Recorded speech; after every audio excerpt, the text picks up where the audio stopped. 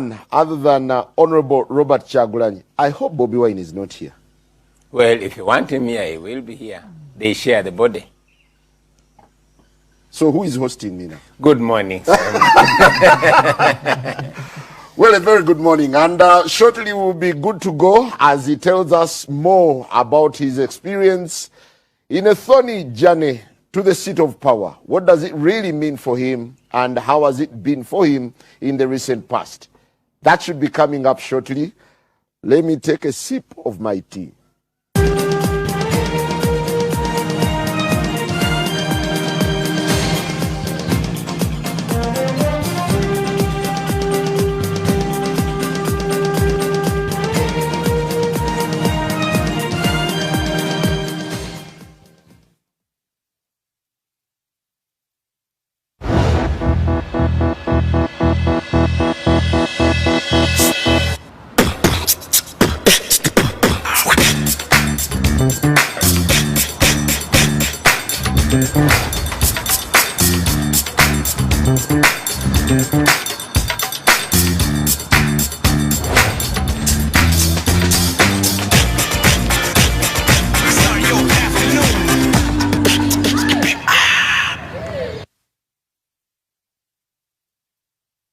More vegetable jelly and more vegetable soap is a friend who cannot leave you when your skin irritates, rashes and ringworms. Movit can take care. Oh, it makes my skin so beautiful. Everybody testify. Everybody testify. No more scratching again. Happy moments all day. Because we use Movitable jelly and Movitable soap, you will always be confident. Movit all day confidence.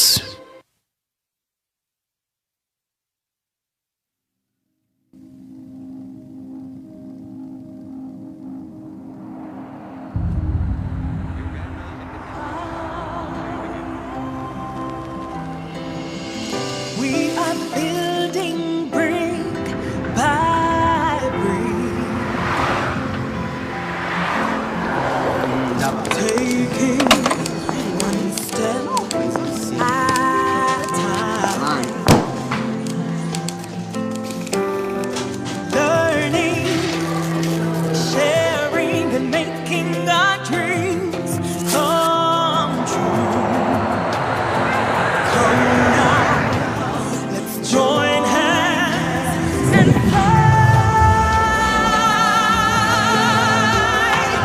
We can see how far you have come. Feel touching the sky. Spread your wings and we are your partners for life. Today, we celebrate a lifetime of meaningful partnerships. Bank of Africa, as strong as a group, as close as a partner. Bank of Africa in Uganda is regulated by Bank of Uganda.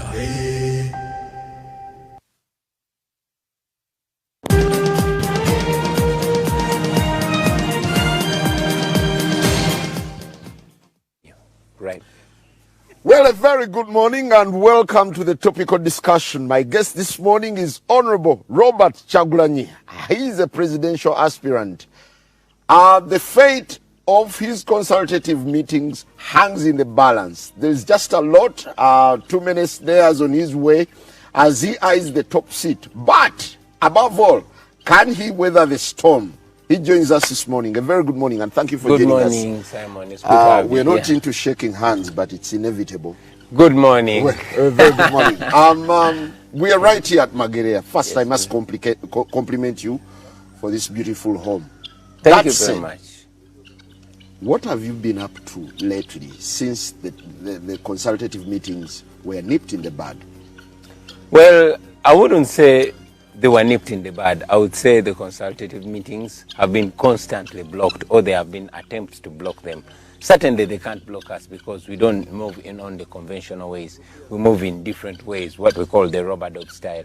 So the security forces have continuously disrespected the law. As you know, that the Presidential Elections Act permits us to consult a year before the nominations, where we've been following the law to the T. We've notified all necessary authorities, but it is clear that the security organs have been briefed not to follow the law when it comes to people power or Bobi Wine. However, like I've been saying, while they continue to try block us, while they continue to try frustrate us, we continue also to devise other means of meeting and communicating with our people. Well, that speaks to the tough road ahead of you. Can you really go all the way up to the end? The question is not can. The question should be, will you go all the way? And I'll certainly say yes.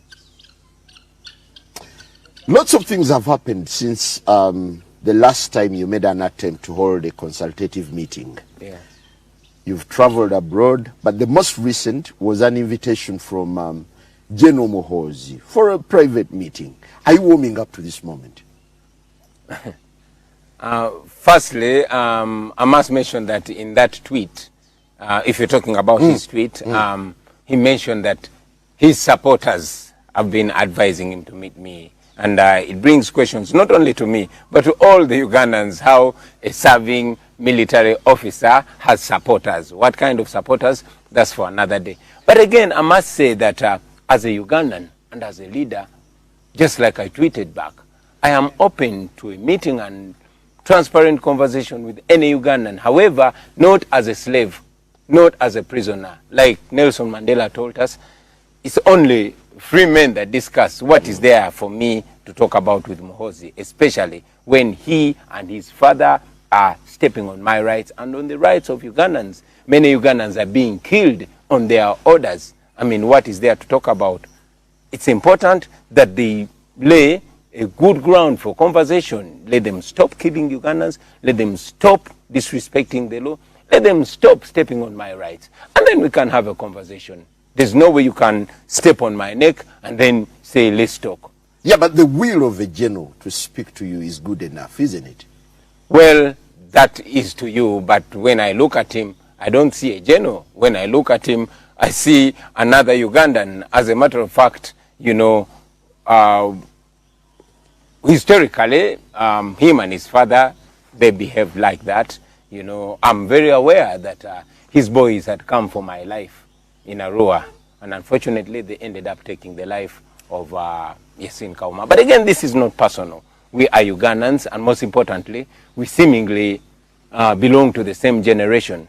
So I think that before all that, we should look at each other as Ugandans and talk as free Ugandans. Do you look at his invitation as something that was being done just to excite masses, or he means it? Well, I am not in Muhoozi's mind. I wouldn't certainly know. He is a special presidential advisor on security matters. He is a general in the army of Uganda. He is the first son. So a person who wears all those pips is reaching out to you.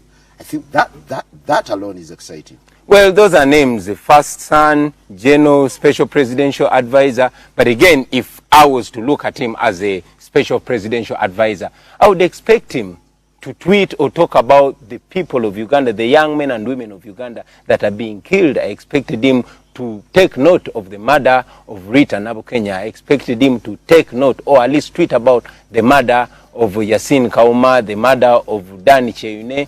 You know, as a Ugandan, that is how we can look at him in that profile. Otherwise, if he doesn't do that, we as common Ugandans will continue looking at him as an arrogant and spoiled son of a dictator who thinks we are a property of his father and who thinks that it is his birthright to inherit us, which should not be the case. Yeah, but he's reached out to the country, raising an alarm on the uncontrolled pelting of bottles at concerts. Well, isn't that concerning enough? It's concerning, but it is more concerning to mention the murder of Ugandans. I'm sure he's aware that Rita Nabukenya was murdered by the Uganda police. And for him to call out the Uganda police for pelting plastic bottles at a person, yes, it's a point of concern, but it's more of a concerning point to mention the murder of Dan Cheune by the Uganda police and the local defense unit. I actually have a video. That's unsubstantiated. That's unsubstantiated, which is wrong. So that alone defines him in a certain way. Just yesterday, the Uganda police shot a young girl called Rowena Nancha in the mouth and shot the mother too. So I expect the presidential advisor to take note of those things. Otherwise, you know, we would be majoring on minors and minoring on majors. Okay, it's 9 months to the elections. Are you ready for the presidency? Certainly, certainly. We have been ready all along. We are ready as a generation. We have been ready for the longest time. We've been crying for change for 35 years. What are the key issues defining this particular season? We're seeing security playing center stage. We're seeing some bit of low morale, yet initially there was a big hype all over the country. Well, it has been the mission of the regime in Uganda to demoralize people. And they've wanted us to play along. They've wanted to provoke violence so that they can respond to us with violence. That's the only thing they know. You've heard President Museveni bragging as him and his government being the masters of violence. We are not violent people, and we are not going to tread their line. So we move in ways they can't understand. Our mission, one, was to awaken massively the population of Uganda, which I'm glad to mention that we've done. Now we are preparing them for the final onslaught, which is voting this regime out, protecting their vote, and finally taking over our country as Ugandans. Do you believe in an election that is bogged in so many questions regarding the register, regarding the freedom of people to campaign freely, and lots of other issues? I believe in democracy, and I know that democracy works. But again, I know democracy doesn't come simple. We've seen even more fierce dictators voted out. You know what happened in the Gambia under Yahya Jammeh? He's not there anymore. Even just recently in the Congo. So I wouldn't want to be a source of pessimism. I want to be a source of courage. The people of Uganda are many. There's no magic here. Here in Chadondo East, billions were deployed. A lot of violence was deployed. We beat Museveni and all those that we are contesting against. I'm convinced that we can win this election. I know it's not going to be smooth. I know it's going to be free and fair. I mean, it's not going to be free and fair, but we are going to win it because we are the majority. What gives you the conviction when you can't even reach out to the people to consult them about your bid for the presidency? The issue is not that I can't reach out to the people. The issue is I can't be late to reach out to the people. That doesn't mean I don't succeed in reaching out to the people. I reach out to the people. We are a different generation. These people that are blocking us are way in their 70s and 80s. They think that Bobi Wine personally failing or being blocked from reaching the people, they're actually not going to reach them. Right now, as we speak, you know how many millions are watching us here in Uganda and abroad? You know how many people listen to our music? You know how many coordinators, overt and covert, we have? So don't ask me whether or not we are able to reach the population. We reach the population, and that is why the regime is panicking, even after all the measures to block us. By announcing your calendar of consultative meetings, did you ever anticipate what befell you? Well, I would say yes and no. I knew President Museveni had dictatorial tendencies. I knew he would not allow any substantial competition. But I did not know the regime would degenerate to the levels they've degenerated to.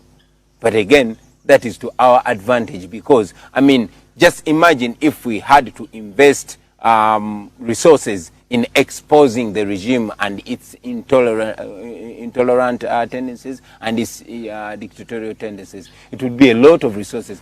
But the regime is doing it for us. They are exposing themselves. But along the way, there is a new player on the block in the names of General Tumukunde. Sure. Isn't he stealing the shine from Bobi Wine? I want you to know that this is not about Bobi Wine. This is about the people of Uganda. And that explains to you why we call this people power. It is the power of the people. So it is not stealing the shine from me, because I also didn't steal any shine from anybody. Anybody and everybody. No, that's your opinion and I don't agree with it. Anybody and everybody in Uganda is welcome to the struggle for a better Uganda. Of course, General Tumukunde himself is very welcome to the struggle to free Uganda. But I understand why so many Ugandans have questions about him, and I'm sure he also understands it. Bent in the past. However, like we always say, we shall see him like everybody else. What questions do you have about him? I said many Ugandans have questions about him.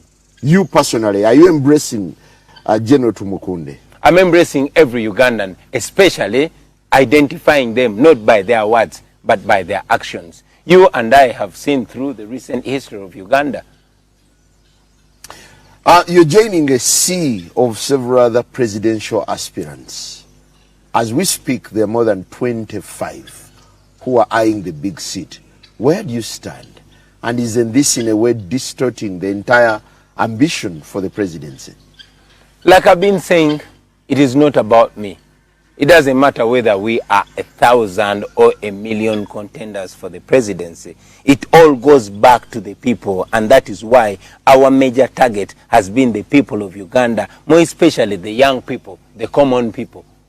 I come from the ghetto, and the reason why the people of Uganda pushed me to run for the seat is because the majority identify with me as one of them, generation-wise, as one of them, operation-wise, and so on and so forth. So, yeah, I represent the majority. But, our intention is to bring all those that have the same aspirations together. I'm sure that you know that we are in talks with most of the contenders, to see that we front one candidate who is going to humiliate Museveni at the ballot. Would you step down if they identified another person? Would you step down? If the people of Uganda identified another person? Yes. Certainly. But who is that? We have just a few months to the election. So your bid is irreversible for now? As we speak now, we are moving as we discuss. Like we said, we are not going to stand and discuss while seated down. We discuss while we move. You seem to have a lot of trust in the forthcoming elections. Do you believe in the National Register as it stands now? I don't have trust in the election. I have trust in the people of Uganda. And this election is just an opportunity for us to assert our voice. I don't believe in violence. We don't have guns. We don't intend to kill people like Museveni and his group did. No, we intend to beat them at the election. And that is why we are looking at this election as a mission. This is not just an election. This is a mission. We've been saying Mission 2021, not Election 2021. This is an opportunity for us to assert our voice. Could you expand on this? Mission 2021, what's embedded in that? So much is embedded in that. What I can tell you now and what I cannot tell you now. But all you should know is that it is a mission to free ourselves. This is a mission to freedom. You're spearheading this mission. How has it been for you? And what have you really gone through as the champion of this? Wow, Simon, it has been a hell of experience on me as a person. But again, I always hesitate to make it about me. Because Simon, when I'm oppressed, when I'm brutalized, cameras are focused on me. I want you to know that so many other Ugandans go through the same or even worse, circumstances. It is painful that people don't focus on them and only focus on me. So I cannot continue focusing on myself. I must say we go through this as a people of Uganda. Like I said just yesterday, a woman and her child were shot by the police. People get beaten. Right now as we speak, our friend Bobi Young is in prison after more than a week of torture in illegal detention. So I cannot make this about me. This is about so many people. People have lost lives. Rita Nabukenya was not running for any office. Neither was Dan Cheyune. Neither was Yasin. Neither was Hakim Sekama. All these people were killed in broad daylight by the police and other security organs. So I cannot put this again, about my pain. I go through so much pain, but we go through so much pain Honorable together. Bobi Wine, the odds for you seem to be narrowing. Security is not on your side. Time is not on your side. There's also a section on the opposition that is not on your side. What is favoring you? What is disfavoring you ahead of 2021? I don't agree with you. I want you to know that the rank and file in the security organs are on our side. These are young people like us. These are suffering people like us. They buy things the same from people the who are same descending supermarket. on you. Yeah. On your supporters. Yes, but I want you to know that be away from the forceful eyes of their bosses. These people come to us. They speak to us. They always tell us that they are standing with us. And just like I've told them in the past, and I tell them now, that we are not fighting against them, but we're fighting for them. I always tell them that I'm fighting against this regime, not because I am broke, but because they are. And they know they are with us.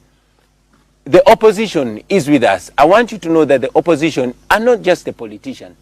These are the people of Uganda. While the politicians are working out themselves, and I also want you to know that the majority of them are standing with us. We are sharing the same struggle. So we're hoping to achieve our freedom all together. I wouldn't want to capitalize on the You seem to be struggling in confinement. You can't meet your supporters. You can't go around the country canvassing for support around the country.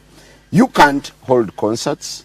You're literally confined. And isn't it foolhardy for you to imagine that you can reach out to millions of Ugandans and you can strike that magic bullet for 2021? Well, I will let you know that Mandela was in prison for 27 years. That did not stop the growing desire for liberty. And ultimately, the confines of our prison could not hold him any longer. You get what I mean? So the more the regime tries to hold me back, is the more the pressure mounts. Do you read between the lines on the big number of aspirants who are eyeing the big seat? Could there be something sinister that we don't know yet?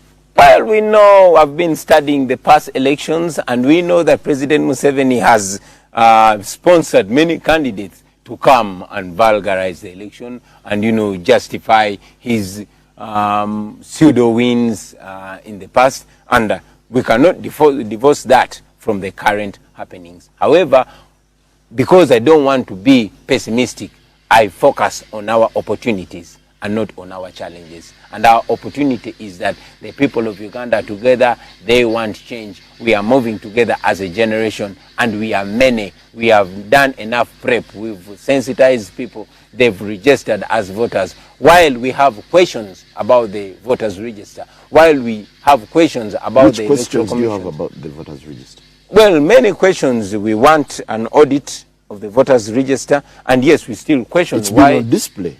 We still question why more than 1 million young people who turned 18 have been turned away from the election, even when we still have time. So with all those questions, we are still confident that even with the register as it is, we can beat Museveni in a free and fair election. You're entering a questionable election, right? Yeah. The election is already questionable. Because and you more or less know the outcome. I know the outcome is that the people of Uganda will vote massively. And they will protect their vote. From there, we shall cross that bridge. What would you do to overwhelm Museveni? The question should be, what are you doing to overwhelm Museveni? It is not what we'll do. We are already doing it. We've been doing it. One is to massively awaken the people.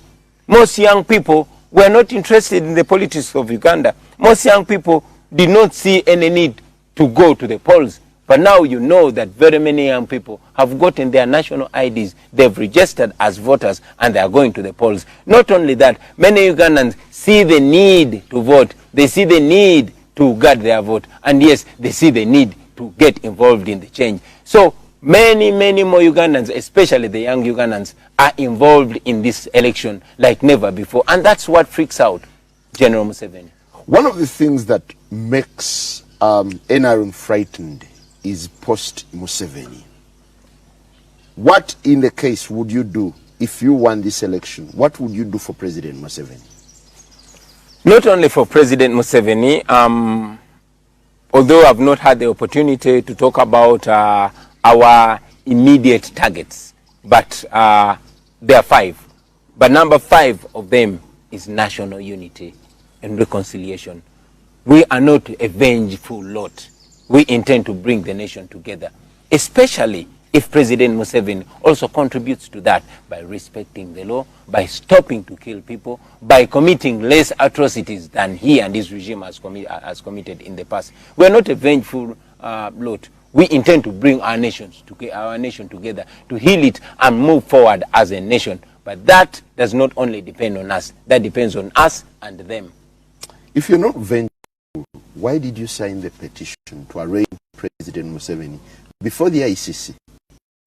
I believe in justice.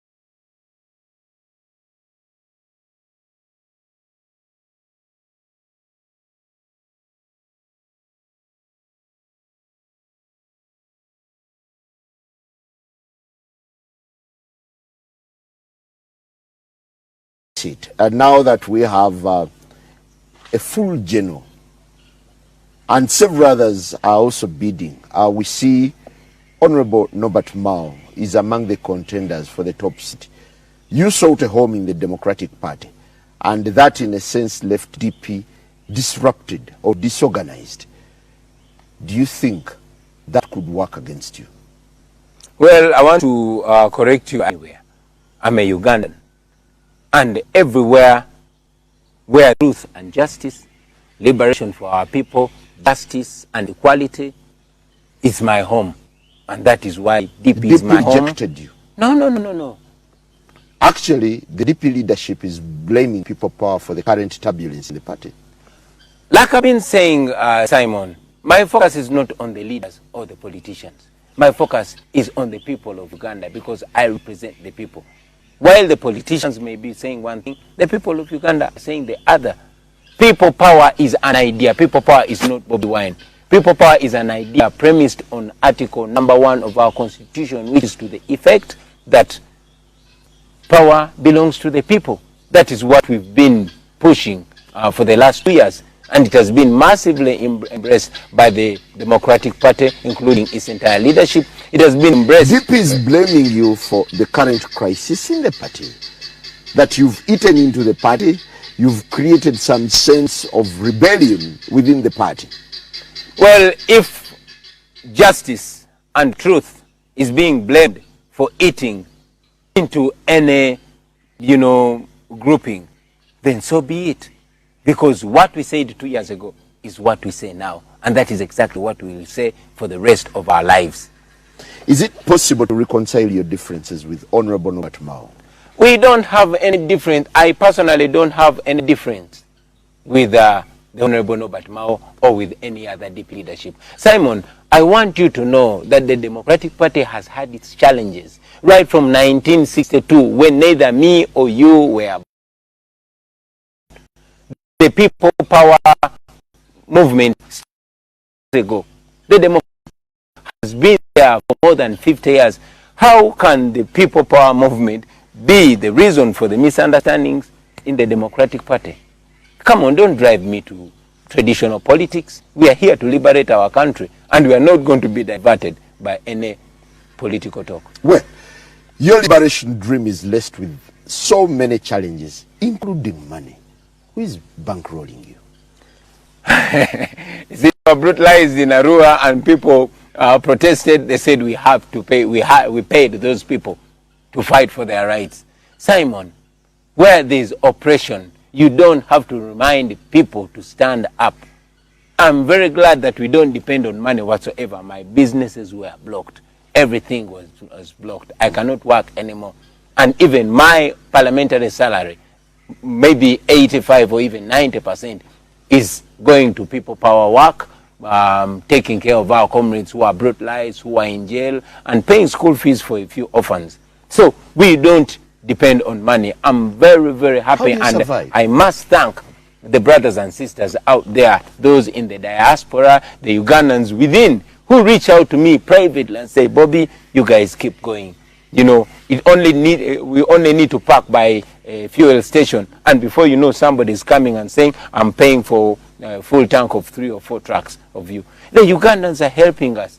They give us free food. They give us free fuel. They give us free advice. They are with us. Those you know and those you don't know. And by the way, I must also mention that so many people in the regime are in support of us because they are scared, but they want freedom. Until landing people in trouble. No, I'm not mentioning their names. Has there been any moment where you felt this is not worth it? Many times, I must be honest. It gets so hard on me. But I've never said it's not worth it. Because anything and everything is worth to give up for one's freedom. Of course, it gets hard, I must say. But one thing that keeps me going is when I see these young people out there, the border riders, the young men and young women who give up almost everything to push this idea. It reminds me that I've only invested a little, depending on these people. They've invested everything that they have, everything that they are. So that keeps me going. President Museveni has lately made so many inroads in your strongholds, including the ghetto, including the youth, including musicians. Could this be a threat to Bobi Wine? If at all it was a threat, it would not be a threat to Bobi Wine. Simon, we must make this categorically clear that this is not about Bobi Wine. This is about the people of Uganda. But again, we've been in the ghetto for the last more than 35 years. Museveni never even thought we exist. These people always dismissed us as the wretched of society. They always called us hooligans. But now they realize our importance. It is after my emergence that Museveni sees need to reach out to the ghetto. He recently named himself Man of the Ghetto. So it is interesting that, yeah, he's feeling the pressure, and that is why we say kasukali keeko oba tuongereko. He's a man of the ghetto. Are you the president of the ghetto? I'm a ghetto youth. No longer president. Well, ghetto president. The new president now is Butcherman. That is what you think. But I want you to know. He was crowned. Crowned by of the who? ghetto. By Museveni. Museveni will go as far as crown. I mean, you've seen him break up kingdoms. You've seen him break up societies. You've seen him do anything that makes him appear high. Unfortunately, the old man is too old to even connect with our generation. He thinks he's going to go to the ghetto and tell people who is going to lead them. I was seen as ghetto president, not because somebody came and told the ghetto people that I should be their leader, but by my actions. So the leadership in the ghetto is identified by the ghetto people according to what the leadership does. I thought you've since moved on, and you're no longer identified by the ghetto. You're now a politician in a suit, and you've gone so corporate to the extent of starting up an office for people power. Those suits are just clothes, my dear. Those suits are just clothes. We never lose who we are. I've always said it, and I say that we work hard not to leave the ghetto, but to make the ghetto a better place to live. I'm a ghetto youth. My friends, my family, and all the people that are responsible for my being here are ghetto people. When they raised me from the ghetto, they raised me to shine a light on their plight, to transform their lives. Well, what happened to the talks between you, Kano Besigye, and other big political players? How did they collapse? The talks never collapsed. We are still in a very close and brotherly conversation with Dr. Kizza Besigye. And I would rather you communicate this in a more optimistic way, because we still have confidence, we still have hope that we shall agree and come together and give Ugandans the gift that they've always wanted. I've always said it, that the people of Uganda are already united. Now the challenge is upon we, the leaders, to come together. I hold Dr. Besigye in very high regard, just like I do to General Muntu, just like I do to Honorable Norbert Mao. So I would rather we even use this program not to distance ourselves from each other, but to bring each other apart. And that is why I disagree with your claim that I and Norbert Mao are not friends, that I and Dr. Kiza Besigye are not close. We are close, and I'm sure soon or later we shall give Ugandans a gift that they've always been wanting. How big are the shoes that you want to step in of the presidency? These are just shoes. These are just shoes. Okay, we'll take a break and return shortly. Good morning.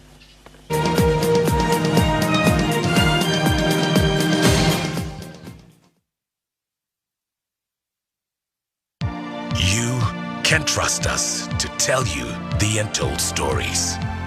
You can believe that we will break the news first. You can have faith that we dig deeper than anyone else. You can have confidence in our integrity. You can rely on us to shine a light on the stories that everyone else is afraid of. Always bold. Always balanced. Always authoritative. And always accurate. Live at 9. NBS. Always.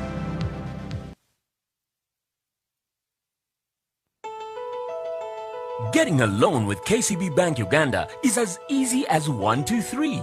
All you need to do is 1. Go to a KCB branch near you. 2. Fill out the loan application forms. And 3. Get quick and fast approval for your loan at very competitive interest rates. Get working capital, debtor financing, invoice and contract financing, unsecured big bonds, vehicle and machinery financing, and so much more with the KCB loan. Come and let's talk about what you need. KCB, go ahead. KCB Bank is regulated by the Bank of Uganda.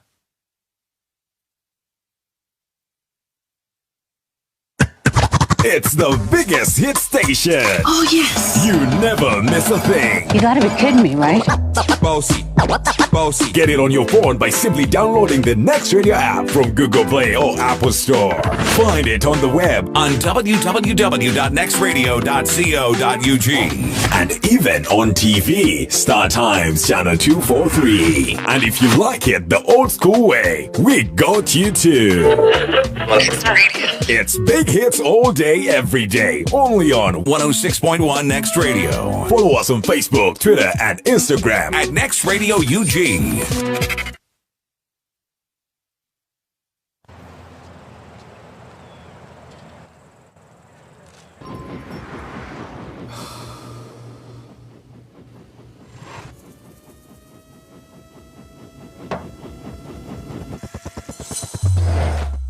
One, two, three, get it.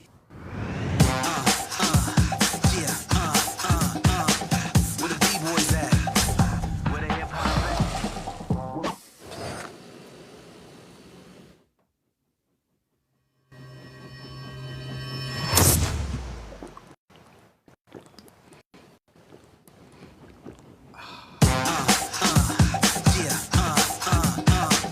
Where the B-boys at? ebyobufuzi bya Uganda biddukanga kalimi ka ssaawa buli kiseera wabaawo ekipya tuganoonya okuva gye gatandikira ne tukwata ku bitiisa gasakibwa bamanyi ne gasengejjebwa abakugu tukozesa tekinologiya owa waggulu okugakuwa butereevu nga bwe gagwawo tosubwa amasengejje buli lunaku ku ssaawa emu ey'olweggulo.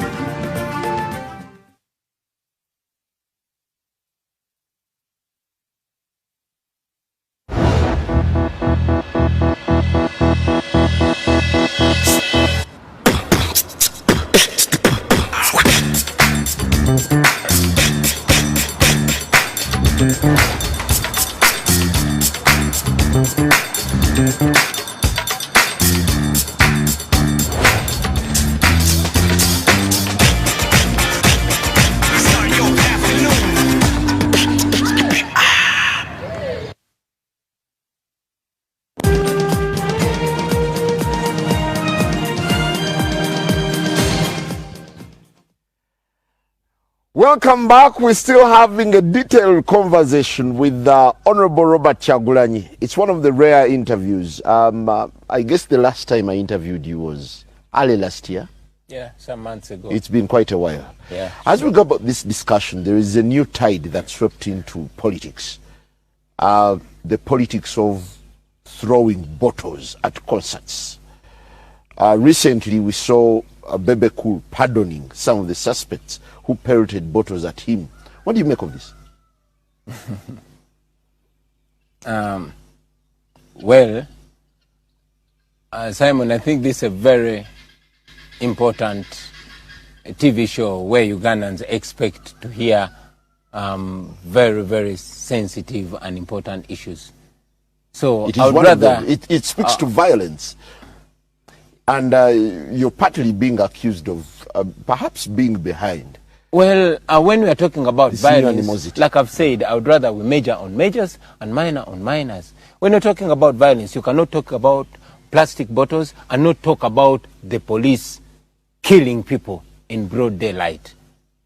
There's absolutely no way to compare the violence of plastic bottles and gun violence. No, but at the it hands speaks of to the an state. angry nation. Could you be fueling this anger? And what do you make of the stunt by Bebe Cool to pardon the throwers, the pelters of these bottles?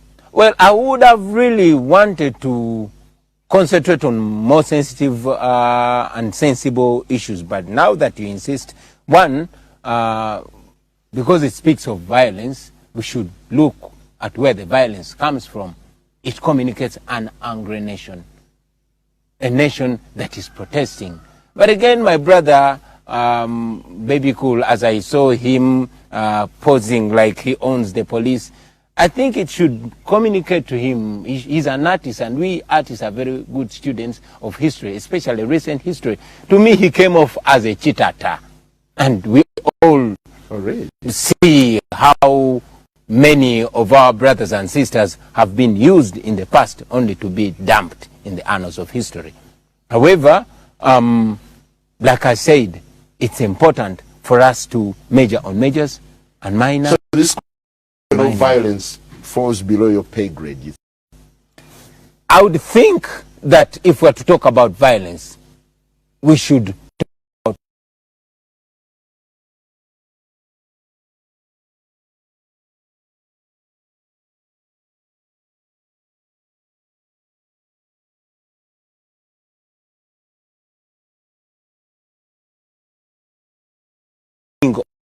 a young lady in full glare of the police cameras. We should talk about the police shooting people, even children. Just yesterday, a young girl was shot with a mother by the police. So if we're to talk about violence, don't be one-sided. Talk about... Do you realize red berets have gone off the scene lately? I'm wearing one. So which scene are you talking about? Okay, I want us to look at the first 100 days with Bobi Wine in the State House from Kasangati to Entebbe. Wow, thank you very much. We look at very many things. But as a movement, as a people power movement, we focus mainly on the main five, or what we call the Feast Five. And those are, first and foremost, governance, which includes the rule of law, human rights, and constitutionalism, which we don't have. We look at health, health and education as a way to build our human capital. You notice that our education system is not, compliant with the 21st century. We're talking about an education system that creates more job creators than job seekers. We're talking about our people stopping to study from under the trees. We are talking about education which is not a preserve of the rich. Days, that's not tenable in 100 days. Well, you lay foundation. I cannot say we are the ones that are going to achieve everything, but laying a foundation upon which all others are going to build on is important. We're talking about tackling our healthcare system. We are talking about reforming our land. You notice that the rich and powerful have constantly chased away people from their land. A military official goes and fences off miles and miles of poor people's land. We're talking about reuniting our country, healing our nation. So those 5 key issues that we are targeting are the ones we're going to begin with. I guess you've watched Honorable Naduli, Alhaji Abdul Naduli. Yeah. We recently had an interview with him where he cautioned you and your people power supporters that they will kill you. You heard that? Yeah, I watched him. I always watch Haji Naduli. First and foremost, I must say I respect Haji Naduli so much. But he should be, he's a good historian. He should remember that that is exactly what Obote said when he was in their age and they were in our age. That is exactly what Obote said. They defeated him. Okay? And just recently... You're putting Ugandans into harm's way. No. I'm putting Ugandans, actually not putting Ugandans, we as Ugandans are putting ourselves on a course of liberation. And I said it before, I'm saying it again, that we are going to be free or we shall die trying to be free. I must say about Haji Naduli, who I respect so much as an elder, I recently saw him complain. You see, it is unfortunate that these, our elders, never talk when they are eating. It is until when they lose their bread that they start talking the truth. But the truth should be said whether you are eating or whether you're not eating. We have been sold by our elders. We have been mortgaged. We, the young population, now are going to have to grapple with all the messes that these elders have created. So now that he seems to have seen the truth, now that he seems to have noticed that they veered from their agenda, which agenda was to bring sanity, to bring equality to Uganda. He mentioned it that Obote was a dictator. But Obote was not a dictator who stole people's land. Obote never drove people off their land. Obote never sold our girls into slavery. That's exactly what is happening. So, he and many other elders seem to know the truth. Unfortunately, it is too late for them, but it's not too late for us. And since it's not too late for us, maybe we can turn the tables for them, and it won't be too late for them if they see the truth and stand by the truth. Unfortunately, many of them come out to speak the truth just as a bargaining tool. When they are called back to positions, they keep quiet again. Let's face the reality. Yeah. Can you head security when you become president? As it stands now and as it looks? Simon, this nation is not supposed to be led by an individual. This nation is supposed to be led by institutions which are all guided by the law. We have laws, which laws are supposed to be followed. The law says the security agencies, especially the soldiers and the police, are supposed to submit to civilian authority. That is our law. And that is why our core principle among the top 5 is the rule of law. Yeah, but the army doesn't seem to be with you, neither does police. And they're very crucial in the politics of this country. I'll tell you one thing, my brother. These few indisciplined military officers like the Shaban Bantarizas and so on are not the military. Our military is full of young people who have a future, whose future is not going to be vulgarized by these indisciplined and greedy people. You seem to be appealing to the youthful force. Are you ditching the old persons of this country? The elderly look useless to you. No, the elderly are not useless to me. But and neither are they you're wishing them away. No, because you're calling this a generation fight. Yes, it's a generation thing. Every generation must discover its mission. Okay, we have a mission as a generation. We want to grow old in a functional and sane Uganda. It is our role because we are in our prime. Every nation that has transformed has been transformed by its young people, and that is why our young people are our core target. Our message goes to our young people because they've always made or destroyed histories. Museveni and his team were our age when they came, and I must give it to them. They did what they could, positive work in their first 10 years. So we want to use our youthful years for the best of Uganda. And that's why we focus on the young people of Uganda. Aren't you likely to be another George Weah of Liberia? He came in with a lot of enthusiasm, but months later, they want him out. No, I'm not a George Weah of Liberia. I'm a Bobi Wine of Uganda. No, but the same scenarios seem to be playing out in the same measure. Well, that is Liberia, but like I said, I don't want to look at the pessimistic side. I draw my examples from leaders like Ahmed Abiy of Ethiopia. He's around the same age. He's our generation mate. So if I'm to pick lessons, I pick lessons from leaders that have benefited their people. You have a lot of traction in the diaspora. You've traveled quite a bit, and everyone thinks now, as you expand your horizons, you're forgetting home and focusing more on the diaspora that doesn't vote. Well, I must tell you this, my brother. So many Ugandans have left home because it does not, offer them the opportunities that they rightly deserve. We have come to a point of our brothers and sisters going to the desert to look for greener pastures. And these are millions upon millions of young people. Sadly, we have been most hit by the brain drain. We have lost our best brains and our best talents. And these are people that I want to reach out to. Some of them are self-exiled, others are political and economic exiles. These are people that we must connect with, that reach out to. These people, these Ugandans, help other Ugandans. They are the ones that help Ugandans come out of jail. Isn't this detaching you from local politics, the local pulse of our politics? But for the longest time, people have been calling me a local artist and a local man.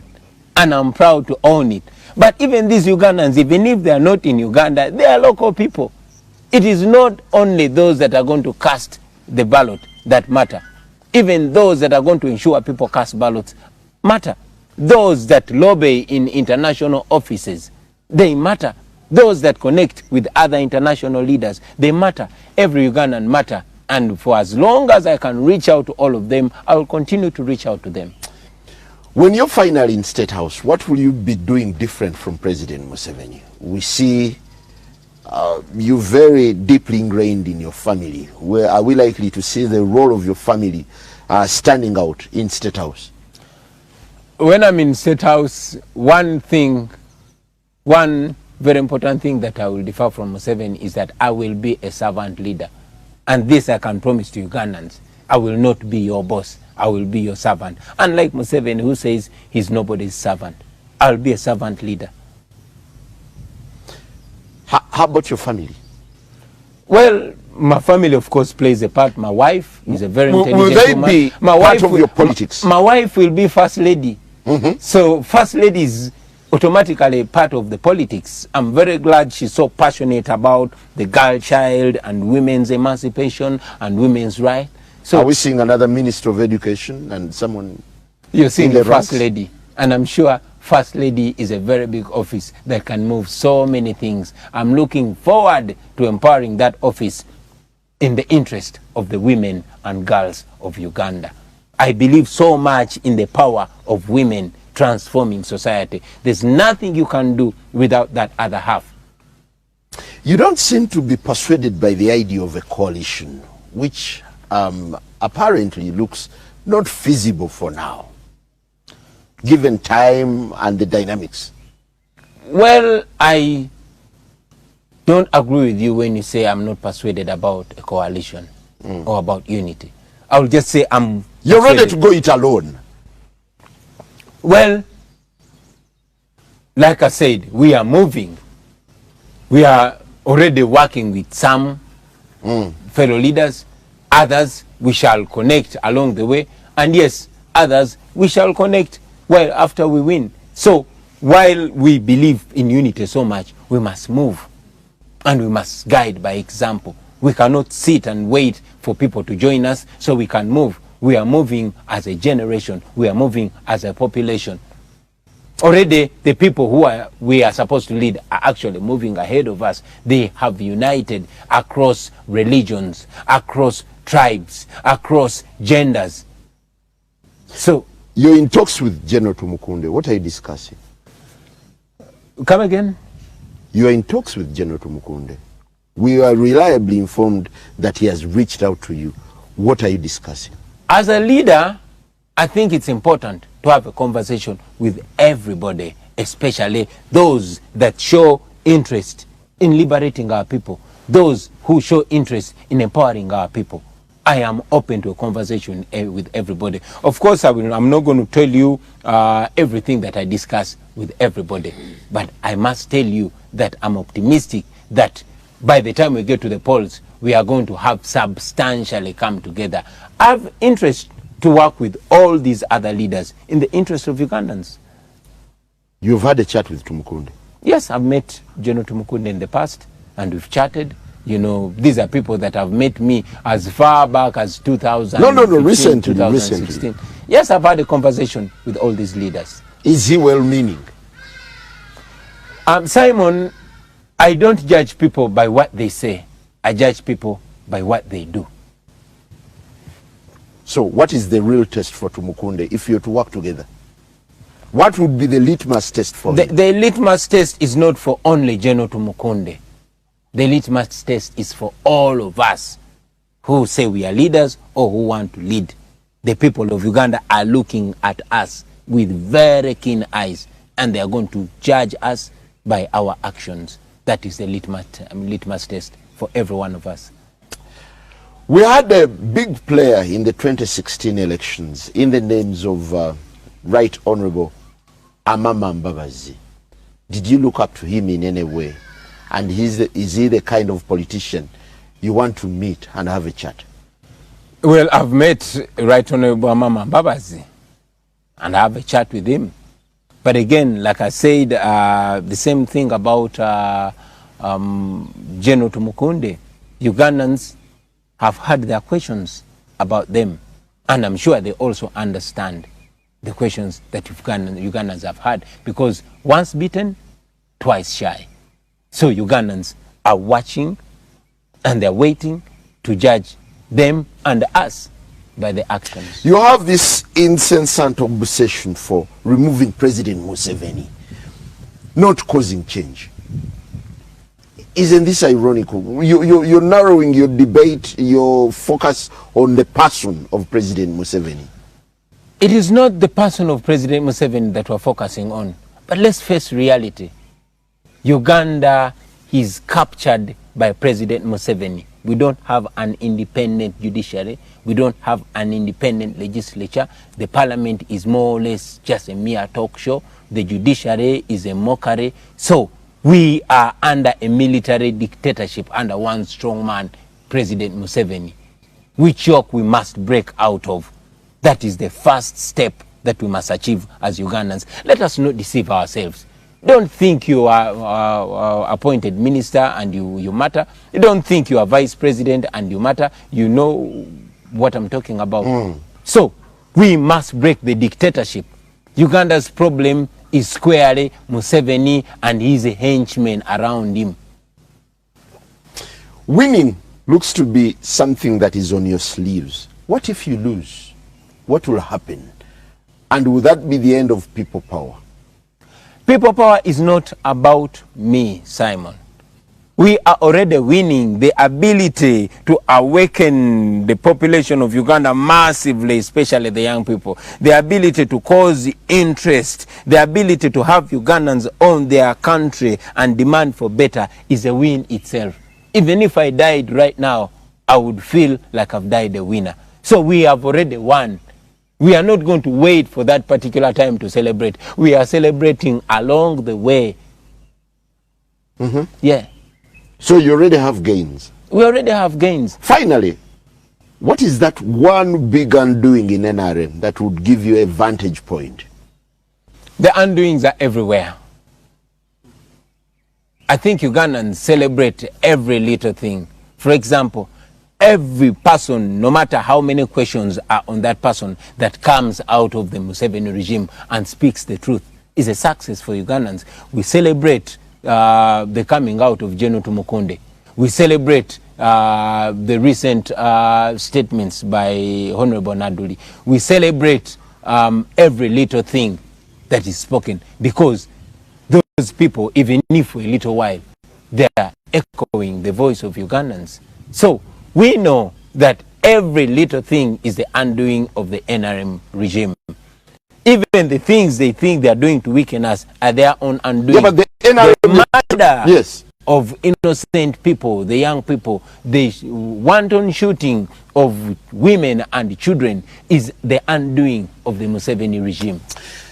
And most importantly, the carelessness of those that think they are all powerful, including the so-called Crown Prince. Who is he? You know who I'm talking about. Why don't we go into the adverts and come back? Is that the Kasukari? Definitely.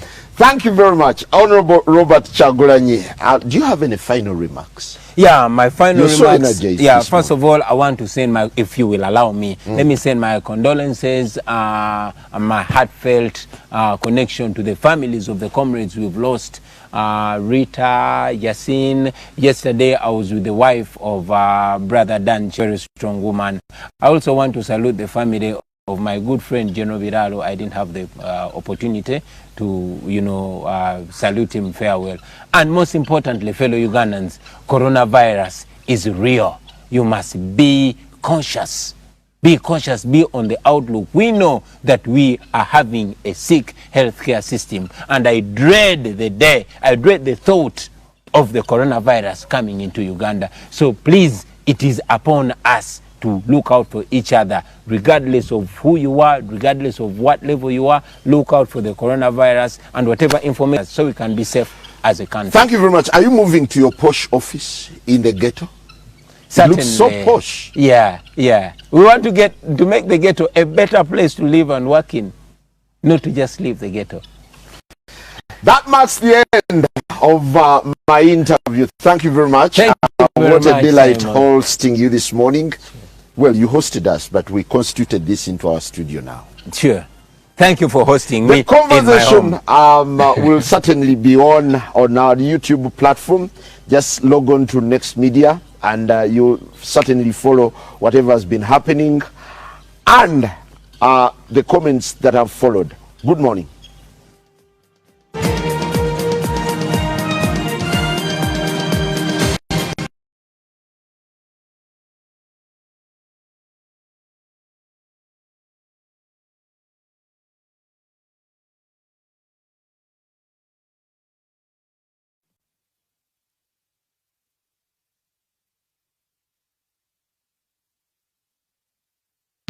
You can trust.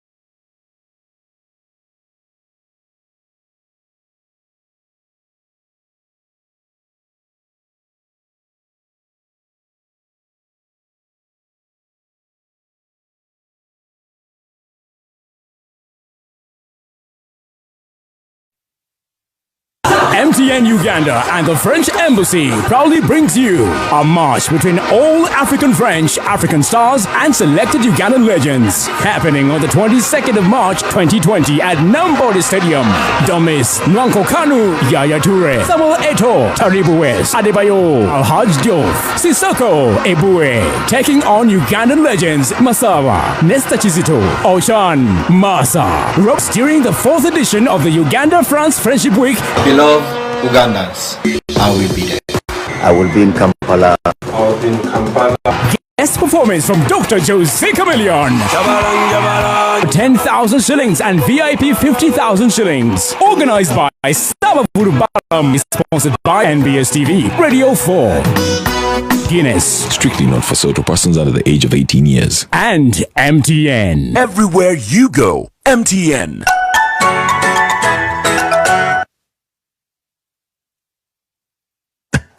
It's the biggest hit station. Oh, yes. You never miss a thing. You gotta be kidding me, right? Bossy. Get it on your phone by simply downloading the Next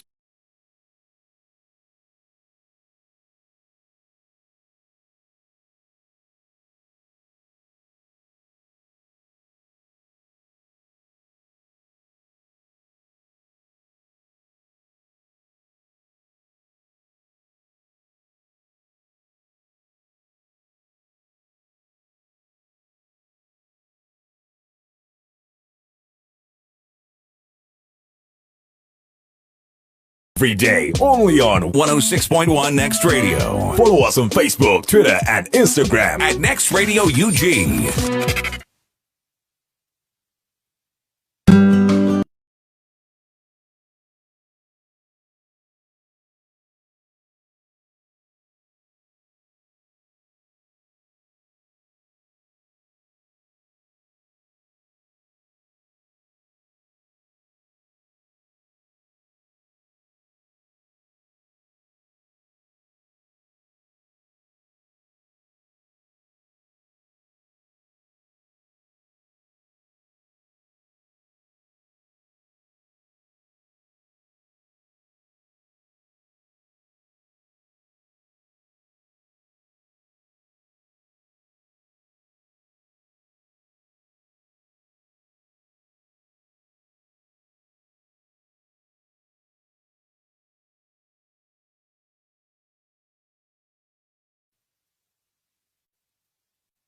ebyobufuzi bya Uganda biddukanga kalimi kasaawa buli kiseera wabaawo ekipya tuganoonya okuva gye gatandikira ne tukwata ku biti. Fairway Hotel, a gem hidden in plain sight. With over 50 years of bringing people together. Top-rated restaurants, personalized customer experiences, luxurious accommodation, surrounded by an oasis of lush gardens and fountains. For work or play, a lot has happened over the last 50 years. Come and rediscover Fairway Hotel. Welcome home, defining Uganda's hospitality.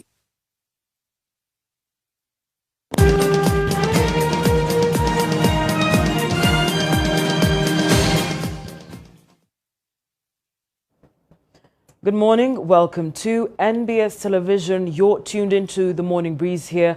At this particular hour is the breakfast meeting. My name is Isabella Tugume. Before we came on air, the conversation was pertaining to the road to 2021 with one of the presidential aspirants, that is Robert Kyagulanyi, better known by his stage name, Bobi Wine. That particular conversation will be running on various social media forums, and of course you can check that conversation out as well on YouTube. Our conversation, however, this morning will be with regards to Uganda.